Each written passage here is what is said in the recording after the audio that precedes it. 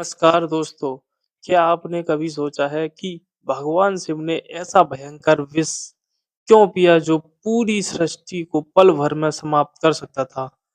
क्या ये सिर्फ शक्ति के प्रदर्शन था या इसके पीछे त्याग, करुणा और पूरे ब्रह्मांड को बचाने का संकल्प छिपा था? अंतः अंत तक जरूर देखिए, क्योंकि इस कहानी में एक ऐसी सीख छिपी है जो आज भी हर इंसान की जिंदगी बदल सकती है।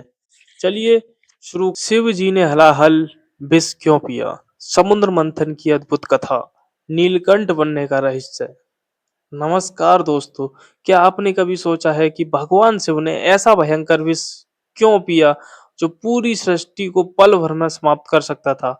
क्या ये सिर्फ शक्ति का प्रदर्शन था या इसके पीछे त्याग, करुणा और पूरे ब्रह्मांड को बचाने का संकल्प छिपा था? अंत तक जरूर देखिए, क्योंकि इस कहानी में एक ऐसी सीख छिपी हुई है जो आज भी हर इंसान की जिंदगी बदल सकती है। चलिए शुरू करते हैं। बहुत समय पहले देवताओं और दैत्यों के बीच लगातार युद्ध हो रहे थे। एक समय ऐसा आया जब देवताओं ने अपनी शक्ति खोने लगे और दैत्यों उन पर भारी पड़ने लगे। तब सभी देवता भगवान विष्णु के पास पहुंचे और सहायता मांगी। भगवान विष्णु ने कहा, यदि अमृत प्राप्त करना है तो क्षीर सागर का मंथन करना होगा, लेकिन वह कार्य अकेले संभव नहीं। इसके लिए देवताओं और दैत्य दोनों को मिलकर प्रयास करना होगा। दोनों पक्ष तैयार हो गए। मंदरांचल पर्वत को मंथनी बनाया गया और वासुकी नाग को रस्सी। जब पर्वत समुद्र में डूबने लगा, तब भगवान विष्णु ने कूर्म अर्थात कछुए का अवतार लेकर उसे अपनी पीठ पर संभाल लिया। इसके बाद मंथन शुरू हुआ। मंथन शुरू होते ही सबसे पहले अमृत नहीं निकला, सबसे पहले निकला हुआ एक भयंकर विष, कालकूट या हलाहल विष। उसकी ज्वाला इतनी प्रचंड थी कि उसकी गर्मी से तीनों लोग कांप उठे। देवता घबरा गए, दैत्य पीछे हट गए, हवा जहरीली होने लगी, नदियां, पर्वत, पशु पक्षी सब संकट में आ गए। ऐसा लगने लगा कि सृष्टि का अंत निश्चित है।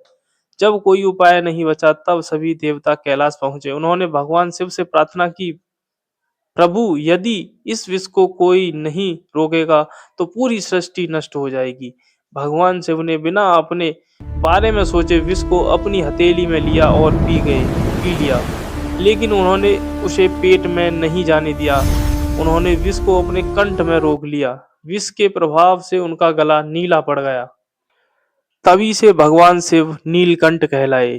कई कथाओं में वर्णन मिलता है कि माता पार्वती ने उनके कंठ को पकड़ लिया था ताकि विष नीचे ना जाए। इस प्रसंग के शिव और शक्ति के अद्भुत संतुलन का प्रतीक माना जाता है। विष शांत होने के बाद समुद्र मंथन जारी रहा। उससे अनेक दिव्य रत्न निकले, जैसे माता लक्ष्मी, कौस्तुभ मणि, ऐरावत हाथी, कामधेनु, कल्प वृक्ष, अप्सराएं, चंद्रमा, धनवंती, भगवान और अंत में अमृत कलश।